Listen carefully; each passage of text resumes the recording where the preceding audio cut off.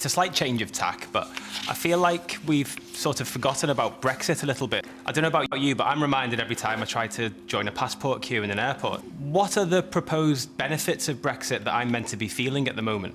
Because I don't know what they are. Brexit has been kicked into the long grass. That is until Nigel Farage announced he was going to run in Clacton. Lo and behold, Question Time and other media outlets start talking about Brexit. However, in this episode of Question Time, I'm going to make a comparison between what is said by Labour about Brexit and what Omid Jalili had to say about Brexit. I love the Britishness of Brexit. People say Brexit means Brexit. We've made our decision. We're going to get over it. We're going to move on. Well, look, I mean, I think we need to... I think Brexit has been something that has divided our country for quite a long time, and I know that across the country there's been an appetite to move on from it. I love the stubborn Britishness of that. We've made our decision. Well, we don't know what's going to happen. We've made our decision. It could be a disaster. We've made our decision. And we are living with the consequences of that decision, and we do need a government that is going to try and make the absolute best of it. A bit like going to a newsagent and asking for a Mars bar, and the newsagent gives you a Snickers bar. You think, oh, well, I'll eat the Snickers bar, despite the fact that I have a fatal nut allergy. But I've made my decision. And also, so how would Labour try and get our country out of the doom loop of... I don't want to do too many analogies, but it's a bit like jumping out of a plane and your parachute doesn't open. You think, oh, my God, I'm going to die. But then your instructor says, it's OK, you've got an emergency parachute, pull the string. No, I've made my decision. We have to reduce trade friction and have a close working relationship with our partners in Europe. I think that there are still opportunities, even if you're not a part of the European Union, to realise more economic benefits than we are currently doing. And it's a bit like watching the first 2 minutes of the Kardashians and then deciding to continue watching. Now, despite me inserting all that comedy, there was an actual question to be had, which the Labour candidate has completely ignored. What are the proposed benefits of Brexit that I'm meant to be feeling at the moment? of course, we are in charge of our own trade policy. Not trade, feelings. And there are opportunities there, again, for a government that lives up to the best of British traditions, actually. Feelings. Because partly our reputation on the international stage has been trashed over the last 14 years with the Tories, who have signalled that we're willing to rip up our agreements that we are a party to, that we would come out of conventions that, you know, we were the original signatories to. All of that sends a message to the rest of the world. What are the proposed benefits of Brexit that I'm meant to be feeling at the moment? A complete and utter avoidance of answering that question because there is no answer. In April, an EU offer making it easier for 18 to 30-year-olds to work and study abroad was rejected by the government. I'll come to you about this, Mark, in a minute.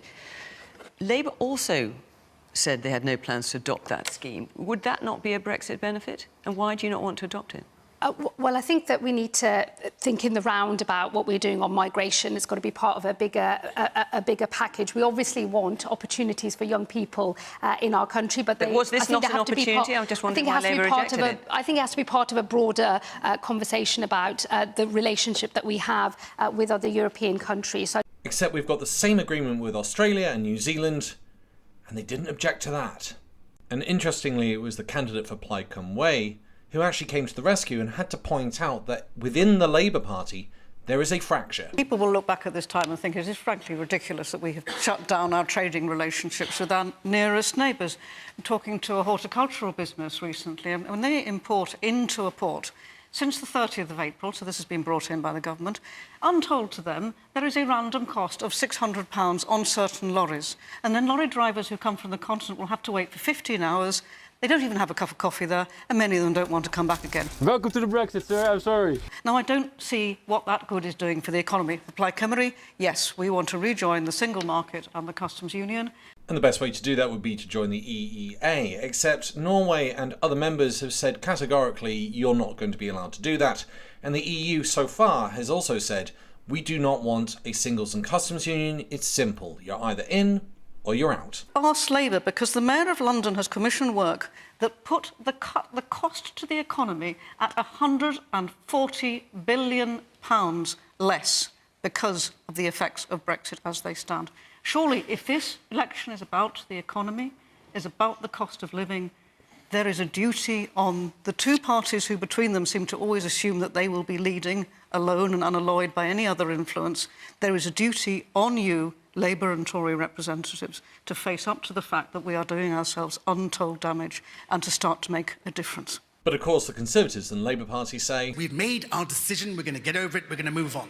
and then we go from the comedy to the conspiracy. When the Conservative MP answered the question, why did they reject that deal with the EU? Well, because effectively it was an attempt to get back to free movement again, which the public EU decided that we weren't going to do when we decided. The public voted to leave the European Union. Let me pick up John's point specifically. Well, it was only for 18 to 30-year-olds to study and work abroad. No, there was a bit more to it than that. Was there? Yeah, there was. And it was about moving you back towards free movement and losing control of your borders again. And so when that deal's on the table with Australia and New Zealand, everything's A-OK. But when it comes from the European Union, conspiracy. Not being able to set your own immigration policies. And that is something that we, the public, decided it wanted to do when we left the European Union. Now, hang on a second. Why do you think, when you said that... Well, no, let me answer. Wait a minute. When you said that, because we've got an audience here and we're responding to that, why do you think people were laughing? Well, some people did, but let me just... Quite a lot. Conspiracies abound. Only a few people laughed, so that's okay. It's not that big a deal. Answered it first, and I'm going to try and answer it. So, first of all, we can join other trade agreements that we weren't able to do when we were in the EU. The most obvious one is the Trans-Pacific Trade Agreement. That's the largest trade agreement in the world, covering the fastest growing parts of the world, and where we've been able to join it, which we would not have been able to do in the European Union, and that will deliver faster economic growth in the future. I'll get to the toilet paper in a minute, but we already had free trade agreements with 9 of the 11 countries, and the deal itself, its increase in trade volume and money for the UK is the equivalent of the amount we make from toilet paper. The other area is how we regulate the growth areas in the economy. It's the reason why we've got the third largest technology sector after only the US and China. It's the reason why we've got the largest amount of new investment into Britain. Except the government's own report in 2021 about inward foreign direct investment said we'd lost billions. 51 billion to be precise. I think what a lot of people don't talk about is the unintended effects of Brexit. So, for example, I have ADHD, so I think currently there's like a list of 100 medications on a shortage list. ADHD medication is one of them. Recently, people have been without medication for like 8 or 9 months because there was a fire in the one factory that produces it in Ireland. US have their own. The European Union have access to the Irish factory. Yeah. The UK, a third, fourth, bottom of the list. What are we going to do about those unintended consequences, and how are we going to get back to our position we were before Brexit? Something else I've reported on, which is the lack of drugs in the UK, caused by Brexit.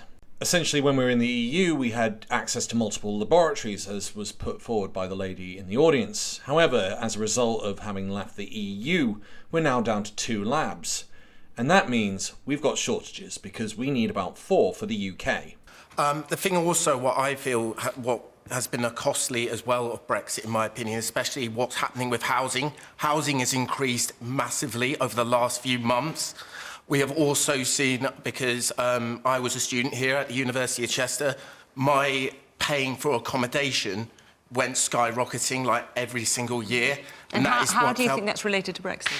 I think it's partly because of Brexit, because we've left the single market. I think also as well that because everything's going up, everything is going up because of cost of living, and I think it's partly down to Brexit, because we don't have any trade or anything to negotiate with the European Union anymore. It's a bit more nuanced than that, but essentially he's right. Import costs have gone up because the pound reduced immediately after Brexit. Workers have left, which means construction have been having difficulties recruiting. Well, I've heard of some sites taking a 2-year project into a 5-year project because they can't recruit. As you can see, the UK is in a spot of bother with Brexit, and at least it's now been brought into the conversation, but it took someone like Nigel Farage to be able to get it into the public eye again. And from what you can tell, the major parties who are going to go into power, well, between the two of them, they're both saying the same thing. We've made our decision, we're going to get over it, we're going to move on. And as you can tell from some of the things I've pointed out in today's episode, you can't just move on.